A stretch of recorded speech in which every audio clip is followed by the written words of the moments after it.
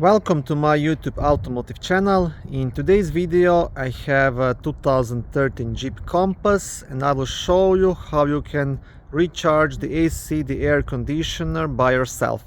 This video will apply to Jeep Compasses made from 2011 all the way up to 2017. Okay, now before I start charging the AC on this Jeep Compass, I will try to quickly explain everything you need and how this process actually works. So to start, you will need the AC recharge kit. It consists of AC recharge hose, and it usually comes with 2 cans of refrigerant. Now you can buy this AC kits at pretty much any car part store, even Amazon, Walmart, eBay, any place will have it. Usual price is like $50-$60, but if you find one on sale, I've seen it go as low as $25.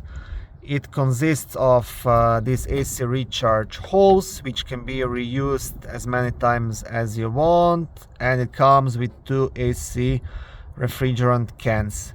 So once you charge your vehicle and you want to charge another vehicle or do it next summer, you just have to buy these cans every time, and the price of this is like $5-$6. So that means if you need 2 cans, you can charge your AC for as low as $10 each summer.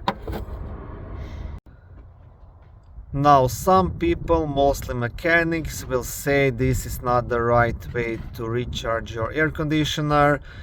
You need professional equipment, you need to evacuate the system, lubricate, stuff like that.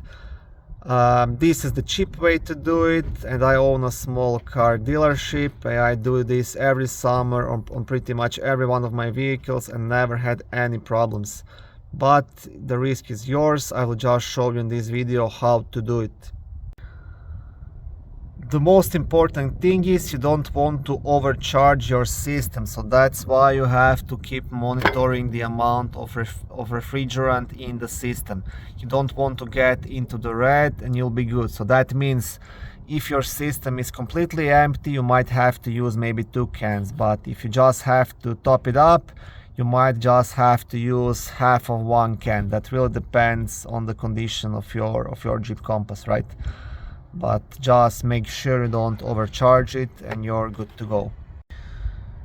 So how this will work: this side is gonna connect to the can, so it pretty much just screws on, and once you screw it on, then you will have to pierce the can with this knob. You see there's like a needle inside which will pierce the can, and then how you will slowly unscrew this, the refrigerant will go out through the hose into your system, and this side is gonna connect to the low pressure charging port on your Jeep Compass. Low pressure charging port is located right here. So what you want to do to begin, you just want to remove this cap. Now you want to make sure this is even marked with an L, which stands for low pressure. You have one more similar looking right here with H. This is high pressure port, and you want to leave this one alone. So with this hose you connect back there. Okay, so I hope you'll be able to see what I'm doing. So to start, you want to screw the can onto the hose and do it nice and tight. Now once you do that, you don't want to pierce the can yet, because if you do, all the refrigerant is gonna go out on this side. Now next thing to do is connect this connector onto the low pressure charging port, and once you do that, then you can screw this knob all the way in and pierce the can, and then you'll be ready to start charging your AC. Okay, so to make that connection, you just want to pull this sleeve up and connect it to that adapter, just like this. And once it clicks in place, that's pretty much it. And now what you want to do next, you just want to screw this knob all the way in and pierce the can. I'm trying to work with one hand here. but I hope it's gonna be good.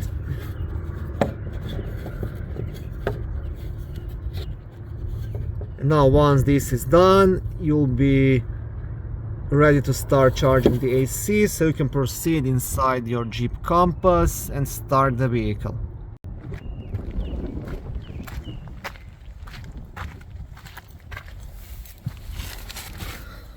Okay, now the idea, when you start it, there's a couple of things you have to set up here. So you want to turn the AC on, set the blower to cold air. You want to turn the blower to the highest speed, and you want the air circulation inside the cabin.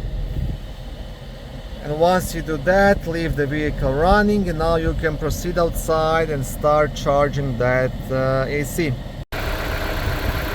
Okay, so I hope you can hear me. Now what you want to do, you want to turn the can upside down and slowly start releasing this knob. Just like this. Just take your time. This doesn't have to be done fast. Just slowly unscrew this, and that will charge your AC.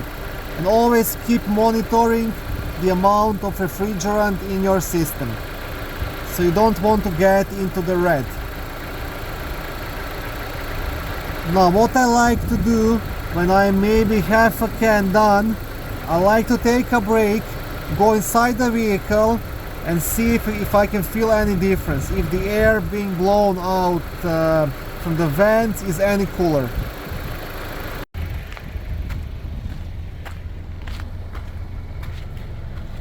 So just try to feel if it's any cooler, and yes, I can definitely feel a difference. Now my system was not completely empty, just needs to be topped up. I will still continue to empty the whole can, but that's gonna be enough. I will not be proceeding with the second can. Now it's definitely much cooler now, not as it's supposed to be, but once I empty the whole can, that's gonna be good enough for me to sell this vehicle. It's gonna be nice and cold.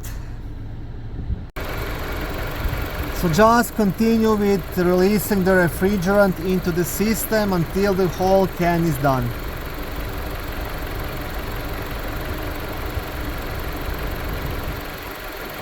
If you are happy with the results and your system is full, then you don't have to do this anymore. Now, like I said, I will completely empty this can, and that will be good enough. Once you are done, you can proceed inside the vehicle and shut it off. Okay, now to disconnect everything. Now if you still have some refrigerant left inside this can, what you want to do, you first want to screw this again all the way in, because that way you'll pretty much close the can, and then you can reuse it on any other vehicle, or in this on this vehicle in the future, or whatever you want to do. But in that case, this can will have to stay connected to this hose.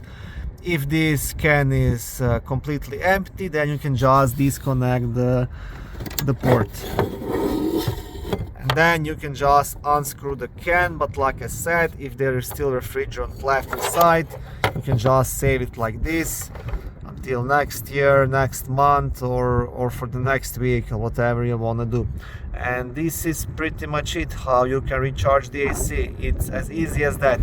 Now I know if you are doing this for the first time, it might take you some time to figure it out, you might get intimidated, but it's really easy, and anybody can do it. Once you do it for the first time, second time is gonna take you like 5 minutes, and that's it.